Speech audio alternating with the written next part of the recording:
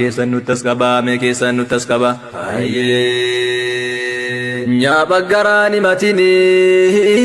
damsayyuu booranticha boorana hayyuu qaba gujitu hayyuu qaba hayyuu hulluuqaa qaba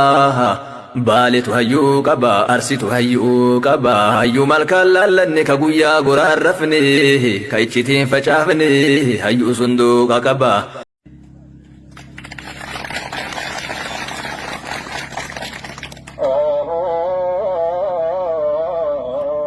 falmadammalee alamni bilisummaa dheessan haga yoom dhibba taane tokkicha saree baqataa jiran akka jaldeessaa haga yoom nalloo lamaa jiran akka bineensa mootummaadhaan godhu dhiiga keenya karaarraadha akka biteensa haga yoom qalamni keenya seenaa dhiigaa barreessa rakkoon ummata keenya inni har'aaf kaleessa bilisoomne ofeen jedha osoo jiru gabrummaa keessa kanaafaan sagaleessa yoo rabbiin afaamsiise hammumaan danda'e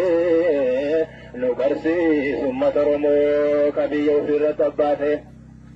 si kadhanne yaa ilaahii yaa mootii mootummaansaa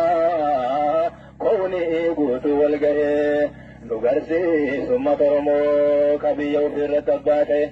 si kadhanne yaa ilaahii yaa mootii mootummaansaa kooni guutu wal gahee nu barsiisu ummata Oromoo ka biyya ofirratti abbaate Oromoo jirtu Oromoo Oromoo guutuu jirtu Oromoo Taaddasaa Birruu jirtu Oromoo Jaarraa Abbaa Gadaa jirtu Oromoo Nadhii Gammadaa jirtu Oromoo Leenjisoo Diigaa jirtu Oromoo Jaalala Qomsaa jirtu Oromoo Jaal Magarsaa jirtu calaqqee mallattoo bilisummaa agarsiiftu calaqqee mallattoo mootummaa Oromiyaa kinniisa damma agarsiiftu calaqqee mallattoo Oromiyaa bilisaa barii boruu agarsiiftu akkam bareeddan ijoollee nama gagammachiiftu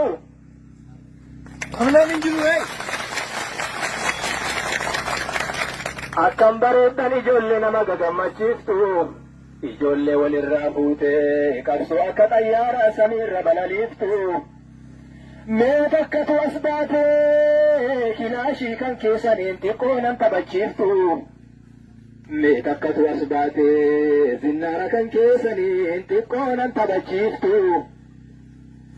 mee takkatu as baatee bireena kan keessaniin xiqqoo nan taphachiiftu saba kan keetiif iftaa halkan addeessa taate guyyaa ammoo akka biiftu sabni keessi eegaara maalaa jedhurree amma natti miyoon bilisummaa